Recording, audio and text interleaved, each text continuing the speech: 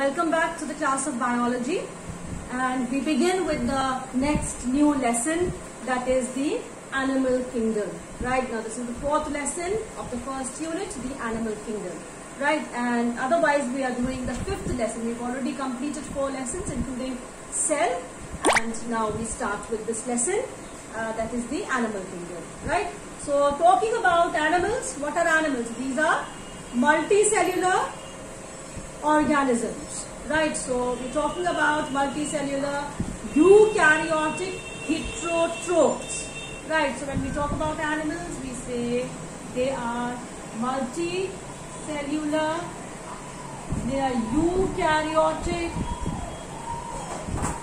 and they are heterotrophs, right? That means they cannot manufacture their own food and they are dependent on other sources for food. They obtain their organic molecules from other organisms, right? So these are the animals, right? That is just a a basic we can say knowledge about what the animals are, and of course they lack the cell wall. That means they do not have a cell wall. They lack cell wall, right? Cell wall is present only in the plant cells, right?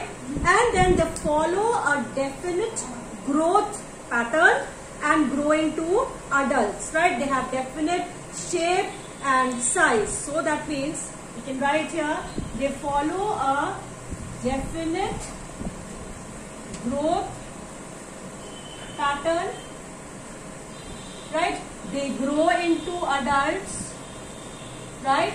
And they have definite shape and size, right? Other than that, we also find that the sensory organs or the nervous system are also well developed in the animals, right? Most of the animals are motile except sponges and a few coelentrates. All the other groups of animals, they show motility, right? So animals are generally motile, not all, of course. I've given you certain exceptions, right? And the sensory organ is also well developed, which again we can relate this to the stimulus response to stimuli, right? So the animals, they respond well to the stimuli as well, right?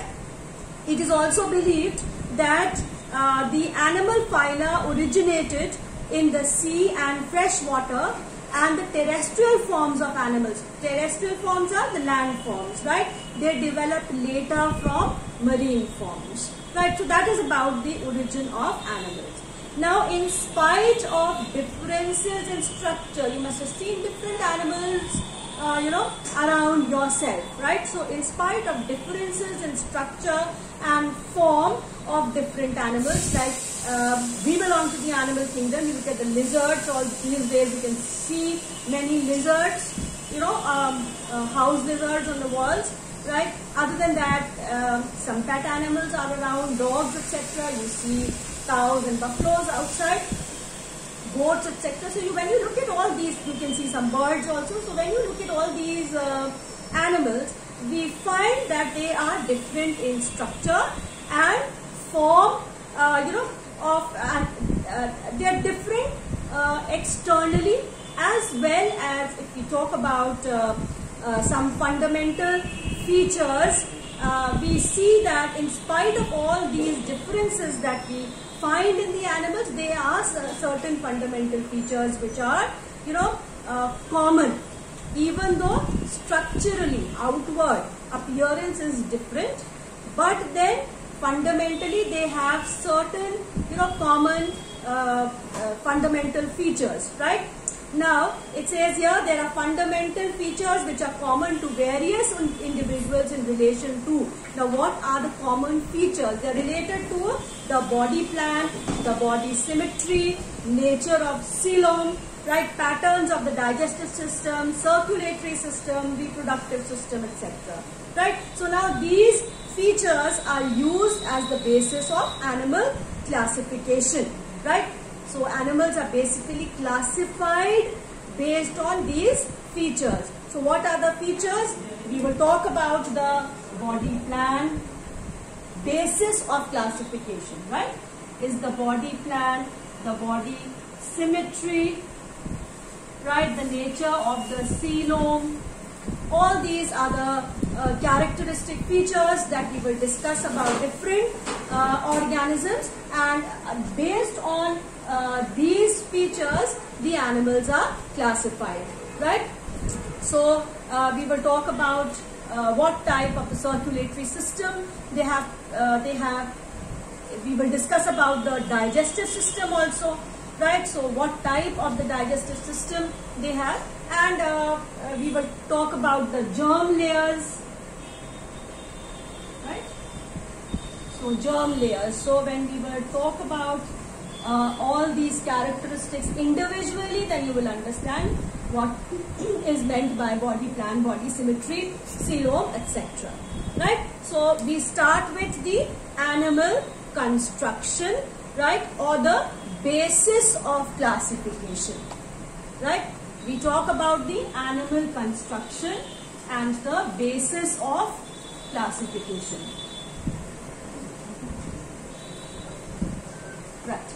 So the first, okay, just before we move on to the animal construction or the basis of classification, let me just talk to you, we will just discuss a few terms which are related to the habitat, right? Now these terms you will come across when we will study the different phylums of the animal kingdom, right? So a few terms we will come across, like for example related to habitat. Now for example, the term solitary, right?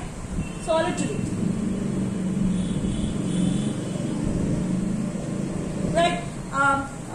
For example, the habitat of so and so organism is solitary. Solitary means living alone, right? So tapeworm, grasshopper, etc. They are solitary, they live alone, right? Then another term that we come across is colonial. Colonial, living in colonies, right? Many living in groups, and they help each other, right? So they show the colonial organisms, they are found to be living in groups, helping each other, and they show a good social life, right? They show a good social life. So these are colonial organisms. Then we come across another term, gregarious, right? Gregarious animals are those animals which live in group but they do not help each other, right? Now these days we know that locusts have arrived Lucknow, right? So what do we say? Tiddi dal, right? So that is the locust, and they have arrived Lucknow. So what kind of animals are these locusts? They are gregarious animals. They are found in groups, but they do not help each other, right? So they are gregarious. Then free living organisms, right? They lead an independent life, right? So here is free living, right? So they lead an independent life, like the horse, the dog, etc. Then parasites, we've already discussed about the parasites, right? So ectoparasites, endoparasites, right?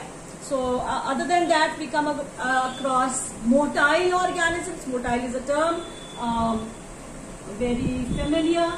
Parasite and then motile. Motile means can move around, right? Motility is found, right? So motile animals, right? Then we come across certain organisms which are coprophagous. Coprophagous. Right. Now what kind of animals are these? Coprophagous. Example of a coprophagous is a rabbit. Right. Now what kind of animals are these? They eat their fecal matter. They eat their own fecal matter. Right. So they are coprophagous. Right. Then cannibals, they eat their own kind. Humans eating humans. Right. So those are the cannibals. Right. So these were the basic terms which you may come across when you will deal with the different phylums, right? So terms related to the habitat. Now we come to the main part, that is the animal construction or the basis of classification of the animal kingdom. And we start with the first part, that is body plan. Right? The body plan. Now, the body plan of different animals show considerable variation. There is a lot of differences in the body plan of different organisms, right? For example, in the simplest animals, right, like the sponges, the cells are arranged loose, right? So, the arrangement of cells in a sponge is loose. The cells are arranged loosely. They form aggregates, right, and they exhibit cellular level of organization, right? So their body plan would be cellular level of organization. Then we come across some organisms which can show division of labor, right, amongst the cells, right? So division of labor amongst the cells means a group of cells performing one particular function, right? So in multicellular animals like coelentrates, similar cells, they operate collectively and they become specialized to perform a particular function, and those specialized group of cells are known as tissues, right? So then they show tissue level of organization, like a multicellular organism in which tissue level of organization is seen, right? So cellular level, each cell performing its own function, that is the cellular level of organization. Then tissue level of organization. In platyhelminths and many different tissues are formed, right?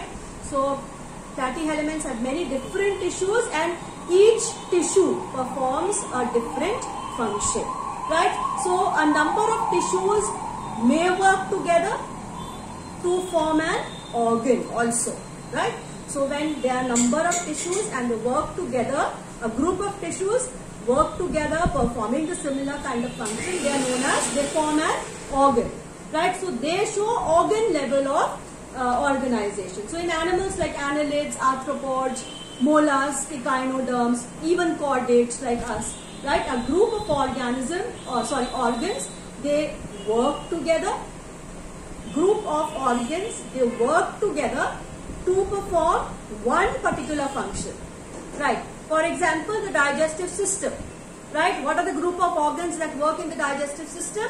We have the mouth, the oral cavity, we have the esophagus, we have the stomach, liver, pancreas, intestine, small and large both, and the anus. These are different organs and they work together to perform one particular function. So they form the organ system level of organization, right? So the body of all animals, the body of all animals may fit into some or the other level of organization, right? One of the 3 to 4 basic plans, right? So what are the basic plans? The basic plans would be the cell aggregate plan, right? Cell aggregate plan. That means cells together, they perform some function in an organism. In this plan, what happens? The animal body is just an aggregation of cells with little or no coordination amongst the cells, right? So there are no tissues or organs present in cell aggregate plan, right? No tissues, no organs present. So the members of the phylum Porifera, they come into this cell aggregate plan.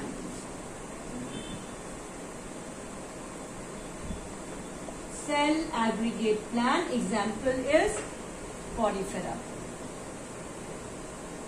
right? So it is just a group of cells. The whole organism is just a group of cells, and the cells, they do not work in cooperation. They may work in coordination or may not work in coordination also. No tissues, no organs are formed in cell aggregate plan, right? Then we have another kind of plan which is known as the blind sac plan. The blind sac plan, right? Now the blind sac plan, this type of body plan is more complex as compared to the cell aggregate plan. Now what happens over here? here the cells are organized into tissues and they exhibit division of labor. Tissues, each tissue may perform some or the other different function. Right, so we can say kind of a tissue level of organization is seen in blind sac plant. These organisms, they possess a digestive cavity. Now listen very carefully. They possess a digestive cavity. What is a cavity? An open space. Right, so they possess a digestive cavity with only one opening.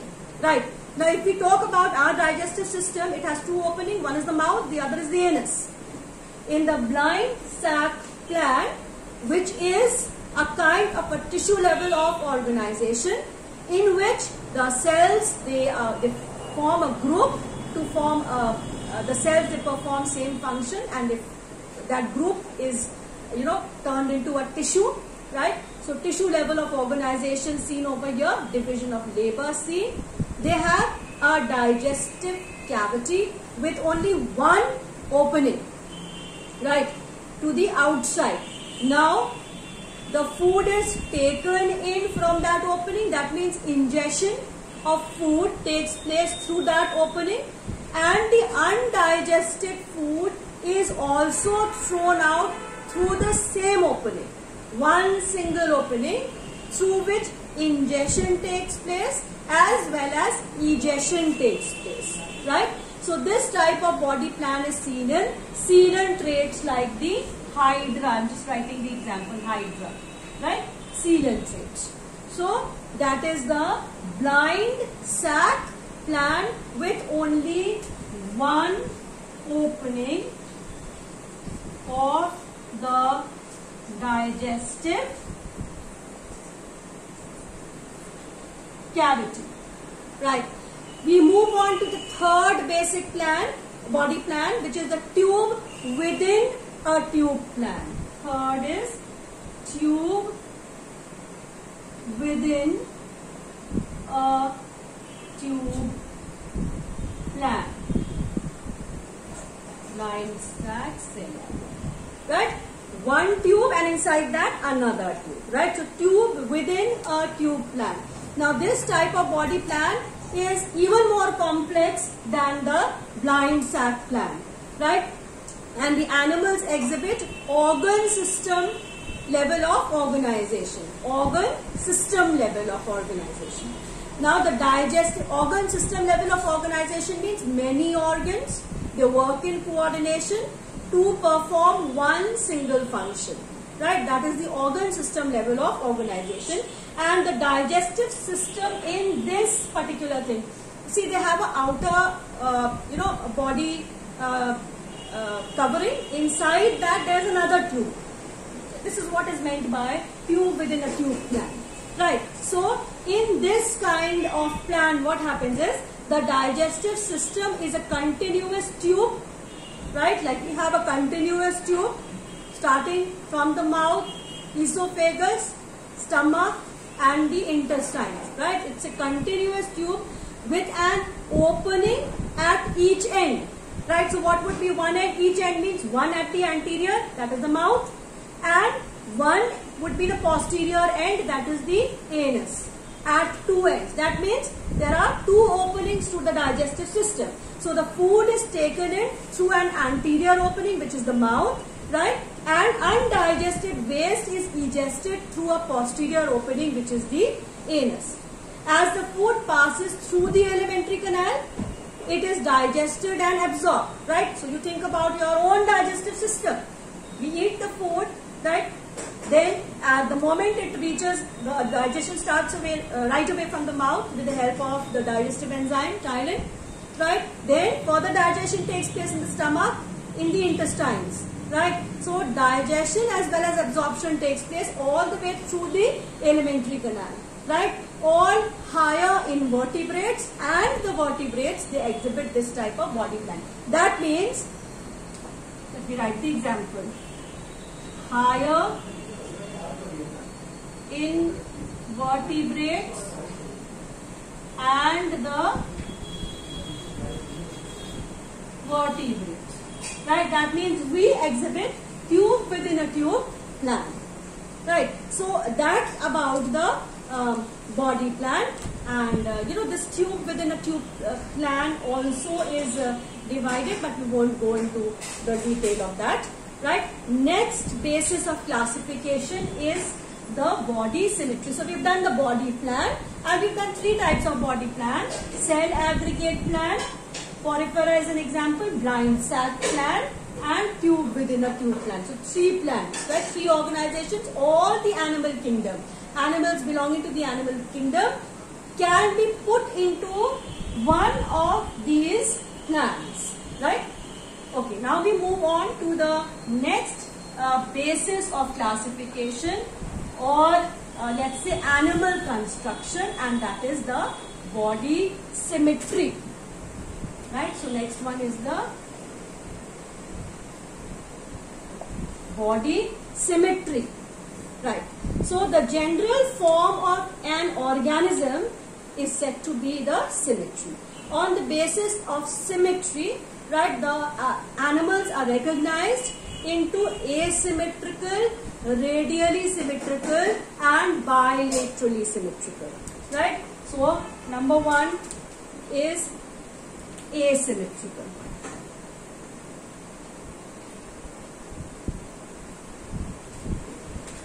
Asymmetrical. Number two is radially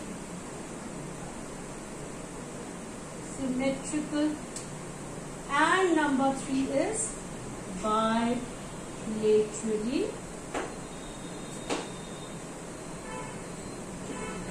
symmetry. Right? So under body symmetry, there are three types of body symmetry: asymmetrical, radially symmetrical, and bilaterally symmetrical. Right? So asymmetrical, here an animal cannot be divided into two equal parts, right? Two equal halves. When an animal is divided by any plane, like for example, if I draw an amoeba over here, right, and I divide the amoeba like this, or I divide the amoeba like this, or I divide it like this, whichever way I divide, it will never be divided into two equal halves, right? So we say that this kind of a body plan symmetry is asymmetrical, right? So by any plane if we divide, the body will not be divided into two equal halves. So that is asymmetrical. Sponges have profuse branching pattern, right? All the sponges. So sponges also belong to this group of asymmetrical. Next is radially symmetrical. Radially symmetrical. In radially symmetrical animals are cut to any axis of the body, right? At any point. Like for example, if I draw a starfish, right? This is the center. Now if any axis, whether I divide it like this, or I divide it like this, or I divide it like this, or I divide it like this, if the plane passes through the central axis on any plane, when we divide, it can be divided into two equal halves, right? So in radially symmetrical animals are cut through the axis, this is the axis of the body at any point, whether it is here, here, like this, or transverse. Through any point gives two equal halves, that is, it gives a mirror image of the other, right? So whichever plane we divide it into, if the line passes through the central axis, the body would be divided into two equal halves. Each half would be a mirror image of the other, right? So these animals, these kind of animals, they have a mouth or the oral end, and opposite is the arboreal end, right? So mouth, and on the back side would be the arboreal end. There is no left and the right sides, right? These kind of animals, they have oral end, behind, opposite side would be the, for example, if this is the oral end, here this side would be the arboreal end. There is no left and right side found in these kinds of animals. So examples are the coelentrates, jellyfish, sea anemones, starfish, right? Echinodermata, starfish. So they belong to the radially symmetrical category. The third symmetry is bilaterally symmetrical. Bi means two, laterally sides, right? Symmetrical, right? The two sides are equal when they are divided, right? So in bilaterally symmetrical organisms, the body can be divided into two equal halves in only one plane, right? Now if we draw a human figure,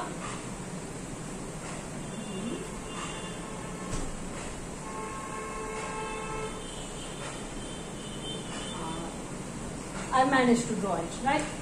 Now if I divide the human figure like this, only in one plane, it can be divided into two equal halves, right? Two mirror images can be formed having the left and the right sides, right? Remember, in radial symmetry, there is no left and the right sides. Here it can be divided into two equal halves only in one plane, right? Having the left and the right side. Now these animals have a front or the anterior and the rear or the posterior end. They also have an upper or the back part here. When we talk about, their ventral and dorsal sides, right? So, like for example, if we take the human being as an example, then this side is the ventral side and the back region is said to be the dorsal region, right? Similarly, if an animal is crawling, then the part that is towards the ground is the ventral side and the upper part, which is visible here, that is the dorsal side, right? So such animals have the lower and the upper the dorsal part, lower is the ventral region, right? So most mobile animals means not carrying the mobile, but most animals which move, right? They show motility. They belong to this category of bilaterally symmetrical group, right? So body symmetry is actually very well adapted to the habitat of an animal.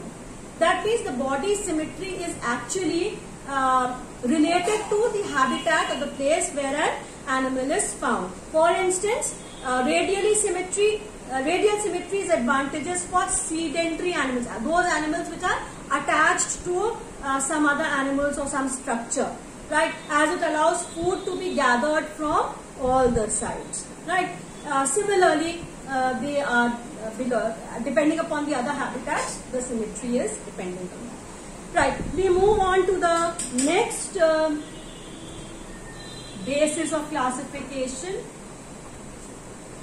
that is the body coelom.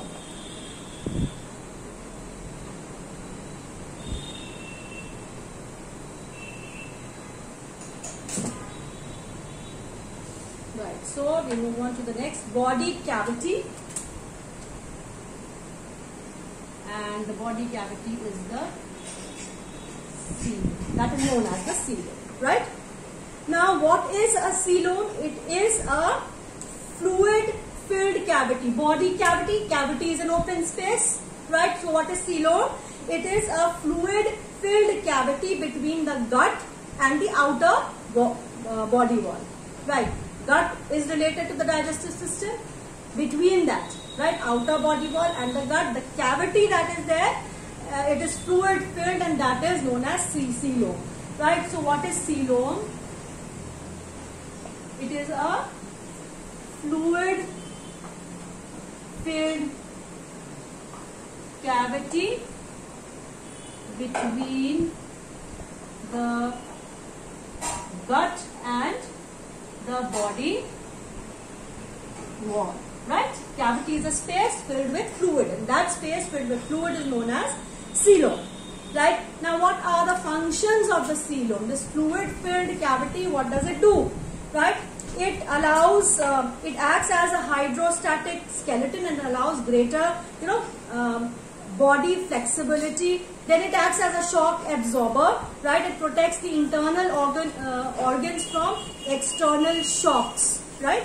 So that is the main function. It enables activities of the body wall and the alimentary canal to operate independently with each other. Since this is a gap, fluid filled, so it enables each to work independently. Provides space for the enlargement of internal organs. Fluid filled cavity, right? So internal organs have space to enlarge. The fluid of the cavity acts as a circulatory medium also for the transport of food, the excretory materials, the waste materials, and it also plays an osmoregulatory function. Right? So that is the function of the coelom.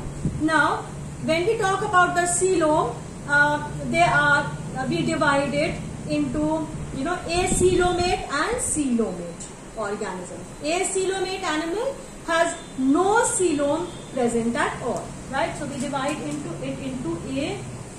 acoelomate having no coelom, right? So this cavity, fluid filled cavity, is not present at all, right? Now, if we talk about we will talk about the germ layers also just now, right? So when we talk about the germ layers, there are some organisms which have two germ layers, the ectoderm and the endoderm, right? So they are known as diploblastic organisms. And then there are certain organisms which have three germ layers, ectoderm, endoderm. In between these two is a mesoderm, right? So they are known as triploblastic organisms, right? So what happens in acoelomates is that the mesoderm completely fills the space between the ectoderm and the endoderm. That means the middle layer that is there, the middle germ layer that is there, it completely occupies that cavity, right? Which leads to no cavity being present at all. So when there is no cavity, there is no fluid that is filled inside that, so there is no coelom, right? So then those kind of organisms are grouped as acoelomates, right? So no internal body cavity is formed like the poriferans, the coelentrates, etc. Right? Then the other group is coelomate, presence of coelom or the body cavity. In most animals, an extensive internal space of the body cavity is there, like even in ours, right? And it is developed, which is known as the coelom. It separates the body wall from the alimentary tract. Remember, I told you it separates. It is a fluid-filled cavity between the gut. Gut is the alimentary canal, the digestive tract, and the body wall, right? So the space that is there, now you can imagine the digestive tract in our body, right, and the body wall, the outer side. In between there is space which is filled with fluid, that is the coelom. Such animals having this coelom are known as coelomates, right? So on the basis of the development, there are three types of coeloms that are required, that are recognized. One is pseudocoelom. Now pseudo, the word pseudo, P-S-E-U-D-O, pseudocoelom. P is silent. Pseudo means false, right? So coelomates are divided into three categories, having false coelom as well, right? So now here this is false coelom that is present at the early embryonic stage. It is developed, right? It remains bounded on the outside by the ectoderm and on the inside by the endodermal layers, right? The internal organs, they remain free within the pseudocoelom, and the spaces between this is filled with large vacuolated mesodermal cells, right? So in between there are large mesodermal cells that are present, right? So various organs are thus separated and can work independently of each other. So mesodermal cells may deform, and this enables the organism to change the body shape. So pseudocoelom is found in nematodes and rotifers, right? Then we move on to the next one, that is the true coelom, right? The true coelom. In the true coelom, this originates by a split in the embryonic mesoderm, right? What is the mesoderm? The middle layer of the three germ layers. Embryonic, when the embryo is being developed, right? When the embryo is being developed, then the mesoderm splits, right? At that stage, the true coelom is formed, right? So the cavity of the coelom is thus bounded by a lining of mesodermal cells, which is also known as peritoneum, and the coelomic cavity is filled with coelomic fluid, right? So in cases of examples like echinoderms, hemichordates, the coelom originates by the separation of the mesoderm from the endoderm, and it pushes them, right? In annelids, segmentally arranged gonoidal cavities form permanent coelomic cavities, right? So that's the true coelom. We move on to the next one, that is the body development. And when we talk about the body development, I have already discussed, I have already talked about the three germ layers, right? The diploblastic and the triploblastic organelles, right?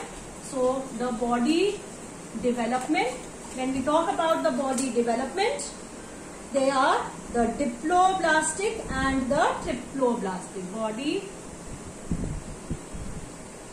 development, right? Under this we study diploblastic,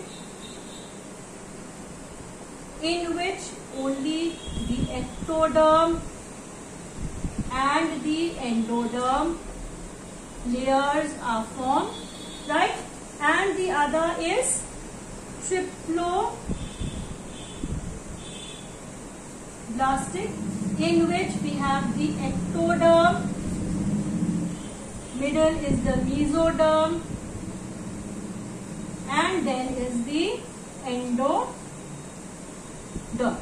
right? So these are the two types of divisions on the basis of the development, right? So diploblastic animals whose body is made up of only two germ layers, the ectoderm and the endoderm, they are known as diploblastic, right? And diploblastic organisms are found in the lower group of organisms like the metazoans and the coelentrates, right? Then we come to the higher group. So triploblastic, in which the animal body arises from three germ layers, three primary germ layers, that is the ectoderm, the endoderm and the mesoderm, right? The mesoderm is formed during a stage known as gastrulation, right? It lies between the ectoderm and the mesoderm, right? So a variety of organisms, they arise from the mesodermal layer, right? So the mesoderm forms a variety of organs which may combine together and they contribute towards the organ system level of organization. So this mesoderm layer is very important. It helps in the formation of many body organs, right? Next we move to body segmentation, right? Body segmentation.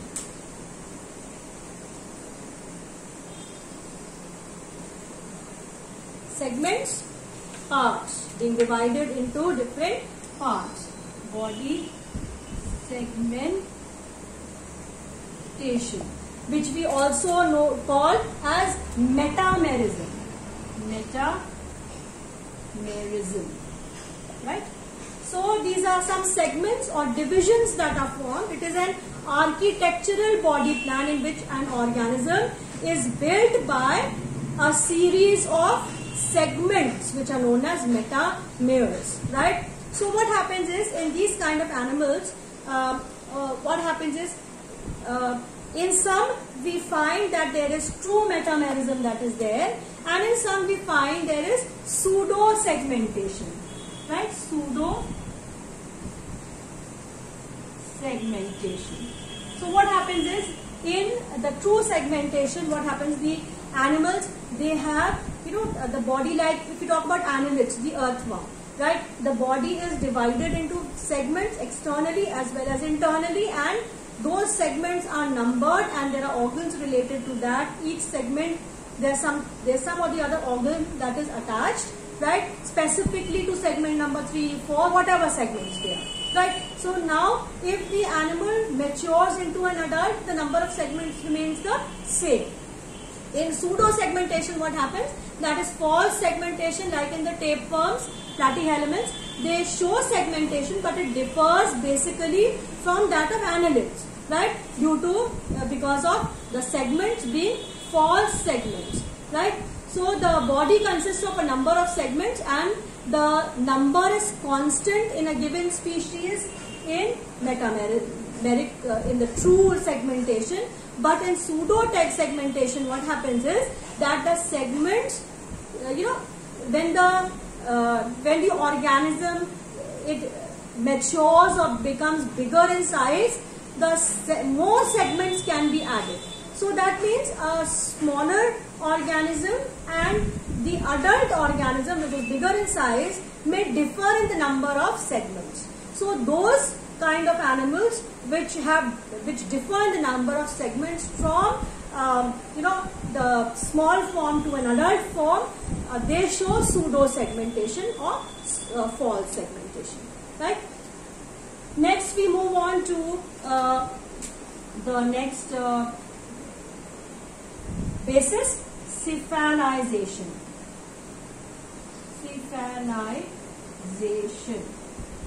Right. So what is cephalization?